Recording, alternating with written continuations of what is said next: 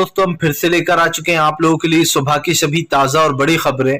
फटाफट अंदाज में एक एक कर बताएंगे आपको आज देश और दुनिया से क्या बड़ी खबरें निकलकर सामने आ रही हैं। लेकिन उससे पहले दोस्तों एक नजर डालेंगे सुर्खियों पर। असदुद्दीन ओवैसी का बीजेपी के ऊपर बड़ा हमला। बोले अगर इतने ही इंसाफ परस्त हो तो फिर दिलाओ नासिर और जुनेद को इंसाफ, बीजेपी एक नंबर की झूठी पार्टी। वहीं पर अगली बड़ी खबर में हम आपको बताएंगे दोस्तों राहुल गांधी का केंद्र सरकार के ऊपर बड़ा हमला।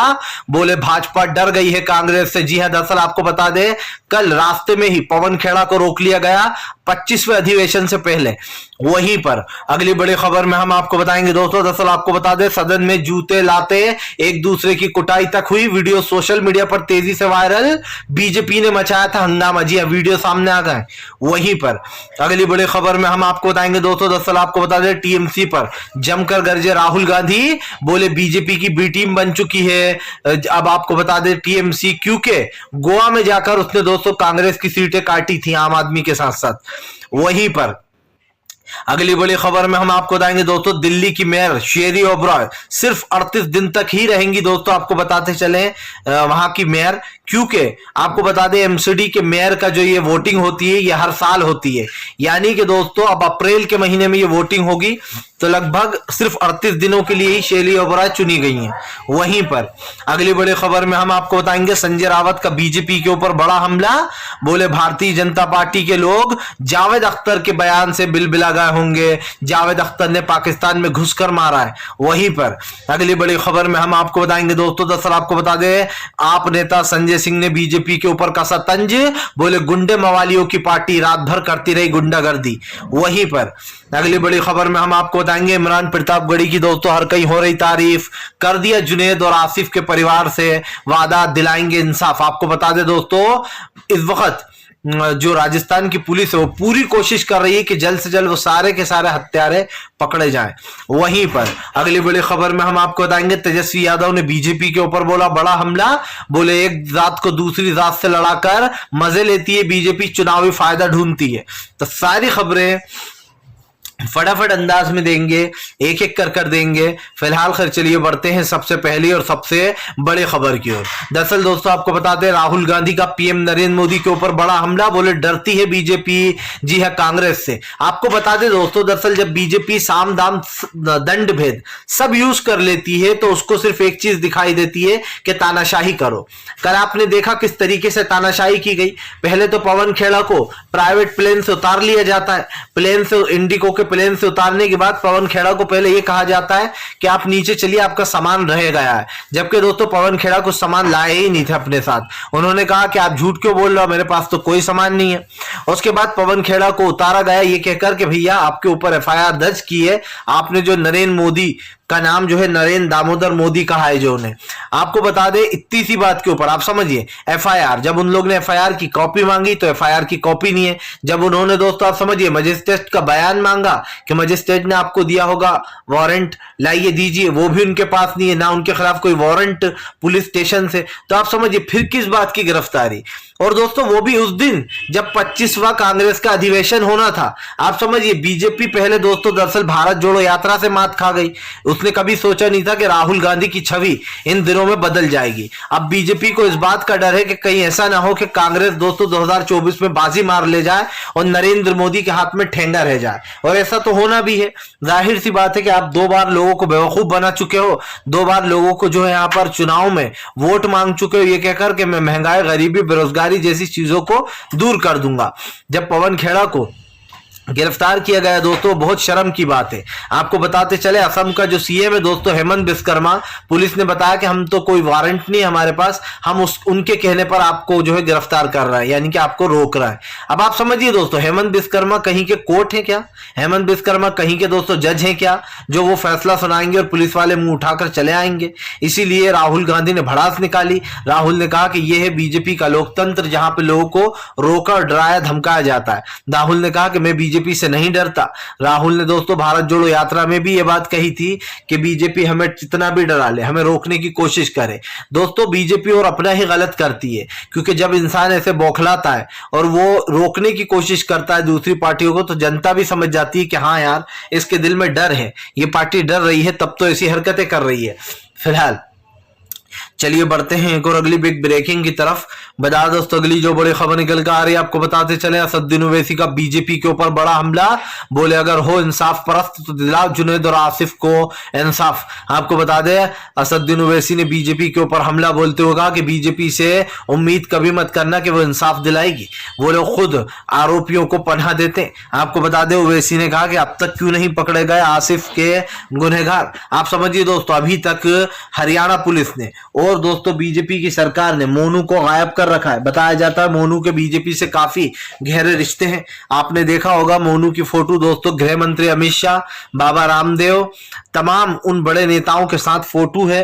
और फोटो होने के बावजूद दोस्तों आप समझिए बीजेपी कहती है कि हमारा तो उससे कोई रिश्ता ही नहीं है, जबकि दोस्तों सब जानते हैं कि उसको बीजेपी ने गौ रक्षक की कमेटी का हेड बना रखा है।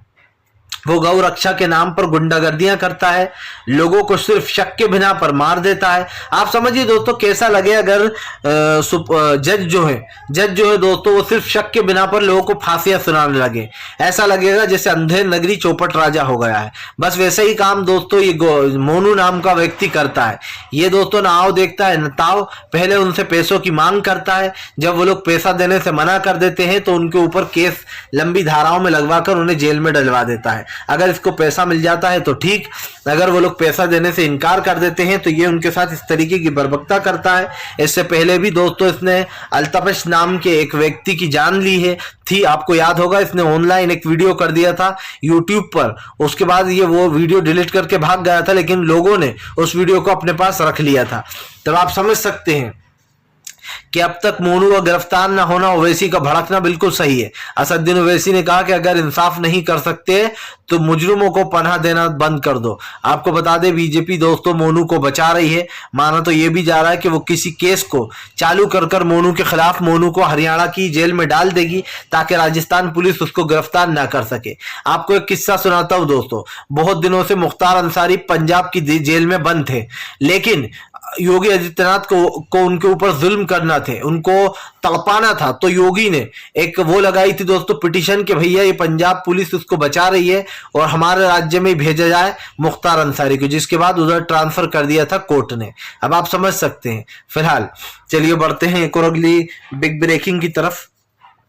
बता दोस्तों अगली जो बड़ी खबर निकल कर आ रही है आपको बताते चले दोस्तों, जमकर चले लात घूसे जूते। आप समझिए संसद की मर्यादा को तार कर दिया बीजेपी के नेताओं ने। दरअसल दोस्तों बीजेपी का मतलब सिर्फ एक ही है, या तो ऐसे जीतो या फिर वैसे जीतो। अब आप कहेंगे कि ये ऐसे और वैसे होता क्या है? ऐसे या तो दोस्तों या तो जीत मिल रही है अच्छी तरीके से ले लो, और नहीं मिलती तो गुंडागर्दी करो, मारपीट करो, महिलाओं को महिलाओं से लड़वाओ और पुरुष से भिड़ जाओ। जी हाँ, रात भर सदन में खेल चलता रहा। अभी एक दिन पहले का वीडियो सोशल मीडिया पर वायरल है। लगातार लोग मजाक बना रहे हैं कि क्या ये कुश्ती का अखाड़ा था या फिर दोस्तों आप समझिए चुनावी दंगल था। दोस्तों जिस तरीके से सदन में एक दूसरे को लोग मार रहे हैं वो देखकर तो यही लग रहा है कि ये सदन नहीं है भैया, ये हम किसी कुश्ती के अखाड़े में आ गए जहां पर महिलाएं एक दूसरे को ही मार रही थी और जो पुरुष थे वो एक दूसरे को मार रहे थे। इसका मतलब आप समझते हैं ये है मोदी राज में लोकतंत्र। इस तरीके से लोग वोटिंग करेंगे। मुझे एक चीज समझ में नहीं आती दोस्तों, जब मेयर चुनाव जीत चुकी है आम आदमी पार्टी, उसके बाद मेयर चुनाव चुनना था, डिप्टी मेयर और मेयर का चुनाव होना था, लेकिन दोस्तों चुने जाने के दौरान जब वोटिंग हुई तो शैली ओबराय को ज्यादा वोट मिले। ऐसे ही दोस्तों जाहिर सी बात है वो लोग जीते हुए तो नहीं मिलेंगे वोट, लेकिन बीजेपी ने हंगामा शुरू करना शुरू कर दिया। हंगामे के बाद दोस्तों बीजेपी ने वहां पर लात घुसे चलाना शुरू किए। बीजेपी बोतलें फेंकने लगी, लोगों को मारने लगी, महिलाओं को मार रही थी एक दूसरे की, चाहे वो बीजेपी की महिलाएं हो या फिर आम आदमी पार्टी की हो, दोनों तरफ से महिलाएं एक दूसरे को पीट रही थी। लेकिन शुरुआत बीजेपी ने की। आपको बता दें जब बीजेपी चुनाव हारी तो उसने कहा कि भैया डबल वोटिंग कराओ। तो शैली ओबराय ने कहा था कि आज तो चुनाव होकर रहेगा, चाहे तुम कुछ भी कर लो, सुप्रीम कोर्ट के आदेश के बाद। दरअसल सुप्रीम कोर्ट ने आदेश दिया था कि तत्काल में कल की तारीख यानी कि 22 तारीख को चुनाव होकर रहेगा। ऐसे में शैली ओबराय ने कहा कि आज तो चुनाव होकर रहेगा, चाहे कुछ भी कर लो। उसके बाद जब चुनाव के लिए वोटिंग डली, जब वोटिंग हुई, जिसमें शोली ओबराय जीत गई तो बीजेपी वाले बौखला गए, कहने लगे कि भैया दोबारा से वोट डलवाओ। अब आप समझिए इतने सारे बैलेट पेपर दोस्तों कम पड़ जाते तो कहां से लाते, इसीलिए बीजेपी चाल चल रही थी, लेकिन वो चाल फेल हो गई। आपको तो पता ही है, चाहे वो मनोज तिवारी हो या फिर बीजेपी के तमाम वो नेता जो दोस्तों इस तरीके की गुंडागर्दी वाली हरकतें करते रहते हैं। चलिए बढ़ते हैं एक और अगली बिग ब्रेकिंग की तरफ। बता दोस्तों अगली जो बड़ी खबर निकल कर आ रही है आपको बताते चले दोस्तों, भारतीय जनता पार्टी को लगेगा बड़ा झटका। जी हां, आपको बता दें राहुल गांधी ने टीएमसी को बता डाला बीजेपी की बी टीम। दरअसल दोस्तों आपको बता दें टीएमसी के ऊपर आपको याद होगा कि वरिष्ठ पत्रकारों ने सवाल उठाए थे जब टीएमसी गोवा में अभी चुनाव लड़ने गई थी, और यकीन मानिए एक पल को तो मैं भी ये सोच रहा था कि गोवा में क्यों जा रही है टीएमसी, क्या वो भी आपकी तरह जो है यहाँ पर बीजेपी का फायदा कराएगी। आपको बता दें दोस्तों कल राहुल गांधी मेघालय में थे, मेघालय में राहुल गांधी जमकर बरसे। उन्होंने कहा कि टीएमसी जो है उसका इतिहास आप लोग नहीं जानते, टीएमसी भी बीजेपी की बी टीम है। राहुल ने कहा टीएमसी बीजेपी की बी टीम बन गई है और वो मेघालय में बीजेपी की सरकार लाने की कोशिश कर रही है। राहुल गांधी ने कहा कि ममता बनर्जी यानी कि जो टीएमसी है वो गोवा पहुंची थी हमारे खिलाफ चुनाव लड़ने, और उसने गोवा में बीजेपी को फायदा पहुंचवाया था। जाहिर सी बात है दोस्तों, गोवा में चाहे आम आदमी पार्टी हो या ममता बनर्जी हो, ये सारे के सारे दोस्तों वोट कटवा बने हुए हैं। नाम सिर्फ ओवैसी का ही आता है, लेकिन असलियत में दूसरे राज्यों में ये भी खेल करते हैं। ममता बनर्जी को दोस्तों गोवा जाने की क्या जरूरत थी, समझ में ये नहीं आता है। उसके बाद गोवा के बाद और भी अलग अलग राज्य जहां पर ममता बनर्जी अब चुनाव में जाएंगी। लेकिन अफसोस की बात यह है दोस्तों कि आप लोग कहते हो कि हमें बीजेपी को हराना है, बीजेपी को हम सत्ता से हटाएंगे, लेकिन उल्टा आप ऐसा लगता है बीजेपी के बजाय कांग्रेस से ही लड़ते हुए दिखाई देते हो, क्योंकि अभी मेघालय में भी बीजेपी का फायदा करा सकती है ममता बनर्जी, ऐसा राहुल गांधी ने कहा है। हालांकि हम ये जरूर जानते हैं दोस्तों कि टीएमसी कभी बीजेपी की बी टीम नहीं हो सकती है, लेकिन राहुल गांधी का जो शक है वो भी सही है, क्योंकि भाई ममता बनर्जी जब गोवा गई तो उन्होंने बीजेपी का एक बड़ा फायदा हुआ। जाहिर सी बात है एक तरफ आम आदमी पार्टी वोट काटने को बैठी थी, दूसरी तरफ जो टीएमसी बैठी हुई थी, ऐसे में बीजेपी फायदा ले जाती है। अब दोस्तों डायरेक्टली या इनडायरेक्टली ये तो वही जानते हैं। चलिए बढ़ते हैं एक और अगली बिग ब्रेकिंग की तरफ। बता दोस्तों अगली जो बड़ी खबर निकल कर आ रही है आपको बताते चले दोस्तों, तेजस्वी यादव का बीजेपी के ऊपर बड़ा हमला। बोले फिलहाल एक जात को दूसरी जात से लड़वाती है बीजेपी, करती लेती है चुनावी फायदा। आपको बताते चले तेजस्वी यादव ने बीजेपी के ऊपर हमला बोल दिया है। तेजस्वी यादव का कहना है कि बीजेपी जानबूझकर ये सब कुछ करती है, क्योंकि आपको बताते चले दोस्तों इससे चुनावी फायदा जबरदस्त मिलता है। दरअसल तेजस्वी यादव ने बीजेपी के ऊपर यह आरोप लगाया कि जब भी चुनाव की बात आती है दोस्तों तो बीजेपी जो है वो बीजेपी बी टीम बन जाती है, बी टीम बन जाती है कि बीजेपी नफरत फैलाती है और एक जात को दूसरी जात से लड़वाती है। अब ये बात क्यों उठी दोस्तों, ये बात इसलिए उठी है कि जब भी आपने भी देखा होगा वोट जब भी पड़ते हैं और जब वोटिंग का समय आता है तो बीजेपी बड़ी ही चालाकी से अपने आप को दोस्तों सही साबित करने में लग जाती है। मामला सिर्फ इतना सा नहीं है दोस्तों, भारतीय जनता पार्टी इस वक्त देश में जो कर रही है उस चीज को लेकर देश की जनता भी गुस्सा है। लेकिन आपने एक चीज नोटिस नहीं की होगी कि बीजेपी दोस्तों बड़ी ही चालाकी से लोकतंत्र की दुहाई देकर खुद उत्पात मचाती है और भाग निकलती है। इसीलिए तेजस्वी यादव बीजेपी के ऊपर हमलावर है। आप देखिए जब बिहार में खुद के सरकार थी और लगातार हिंसा हो रही थी तो ये लोग कुछ नहीं बोलते थे, लेकिन जब तेजस्वी और नीतीश की गठबंधन की सरकार बन गई तब से बीजेपी वाले बौखला रहे हैं। वो चाह रहे हैं कि जैसा हमने महाराष्ट्र में किया यहाँ पर भी अगर हमारी धावड़ी लग जाए तो बहुत अच्छा होगा। लेकिन अफसोस की बात यह है कि यहाँ पर इनकी दाल नहीं गलने वाली और ना ही गल पाएगी, क्योंकि बीजेपी के जो नेता है दोस्तों वो भले ही ये सोच लें कि हम कुछ ना कुछ तो करेंगे, लेकिन बीजेपी के नेता दोस्तों कुछ नहीं कर सकते। बीजेपी इस वक्त पूरी तरीके से दोस्तों फेल हो चुकी है। भारतीय जनता पार्टी को जनता सबक सिखाएगी, ये आप लिख कर ले लीजिए। 2024 बीजेपी के लिए अंत बनेगा, और अंत समय इसलिए बनेगा दोस्तों 2024 क्योंकि सब जानते हैं कि बीजेपी इस वक्त कांग्रेस से डरी हुई है। सब जानते हैं कि राहुल गांधी की जो छवि बिगाड़ी गई थी भारत जोड़ो यात्रा के दौरान, राहुल ने उस छवि को सुधार लिया और अब महाअधिवेशन से डरी हुई थी बीजेपी। कल आप देख लीजिए 25वें महाअधिवेशन से पहले भारतीय जनता पार्टी ने छापे पड़वा दिए रायपुर में, और जितने भी कांग्रेस के सांसद थे एक साथ उनके ऊपर छापे पड़े। तो ये कहना गलत नहीं होगा कि बीजेपी बहुत सोच समझकर चालें चल रही है। चलिए बढ़ते हैं एक और अगली बिग ब्रेकिंग की तरफ। बता दोस्तों अगली जो बड़ी खबर निकल कर आ रही है आपको बताते चले दोस्तों, इमरान प्रतापगढ़ी की हो रही तारीफ। नासिर और जुनैद के परिवार से बोले मैं दिलाऊंगा इंसाफ, इंसाफ दिलाने की करूंगा पूरी कोशिश। आपको बता दें दोस्तों इन दिनों अशोक गहलोत की पुलिस पूरी कोशिश कर रही है कि वो उन आरोपियों को धर दबोचे जिन लोगों ने जुनैद और आसिफ को राजस्थान से अगवा किया और फिर उनको हरियाणा में लेकर मार डाला। आपको बताते चले दोस्तों एक राज्य से दूसरे राज्य में घुसकर 2 लोगों को उठा ले गई वहां के पुलिस।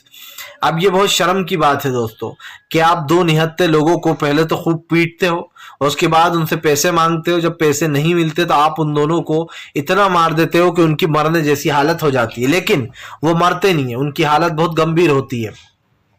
उसके बाद दोस्तों वो दोनों को आप समझिए ले जाया जाता है हरियाणा की जेल में। हरियाणा के थाने वाले बोल देते हैं कि हम तो इन्हें नहीं रख सकते, इनकी तबीयत बहुत खराब हो गई है, कभी भी मर सकते हैं, पुलिस प्रशासन पर नाम आएगा। उसके बाद दोस्तों ये भगवाधारी गुंडे जाते हैं, उनको जिंदा गाड़ी में जला देते हैं। इन भगवा आतंकियों ने दोस्तों अपनी गाड़ी एक गौशाला में छुपाई थी। एक तरफ कहते हैं कि हम गौशाला के बहुत बड़े रक्षक हैं, दूसरी तरफ ये भगवाधारी गुंडे दोस्तों आप समझिए गौशाला में जाकर ही क्राइम की गाड़ी छुपा देते हैं। कल पुलिस के हाथ वो गाड़ी लगी थी, जिसके बाद लगातार बीजेपी पे ऊपर लोग निशाना भी साध रहे हैं, क्योंकि अब तक नरेंद्र मोदी ने इस पर कुछ नहीं बोला है। हरियाणा की सरकार अपने मुंह में खैनी और दही जमाए बैठी हुई है। जब 2 मासूम लोगों को मारा जा रहा था दोस्तों, आप समझिए अगर इन दोनों की जगह कोई बीजेपी के परिवार का होता या फिर दोस्तों इस खट्टर के परिवार का होता जो कि सीएम है हरियाणा के, तब भी क्या वो लोग यही करते? नहीं करते। और अगर इस राज्य की जगह कोई कांग्रेस शासित राज्य में ये हुआ होता तो अब तक बीजेपी दोस्तों उत्पात मचा रही होती, जगह जगह कह रही होती रक्षा करो। इसकी जगह इन मुस्लिमों की जगह अगर कोई हिंदू भाई होता दोस्तों तो फिर भैया बवाल हो जाता।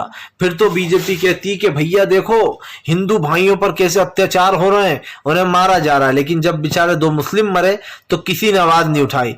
यहां तक के जो गोदी मीडिया है दोस्तों वो भी अपने मुंह में दही जमाकर बैठी रही है। आपको याद होगा कि अभी एक और अंकिता, वो जैसे आफ्ताब का केस आया था जिस फ्रिज में काट के रख दिए थे, वैसे ही अभी दोस्तों एक निकिता का केस आया। अब दोस्तों इसमें क्या करा गोदी मीडिया ने कि इस मामले को हाईलाइट नहीं किया।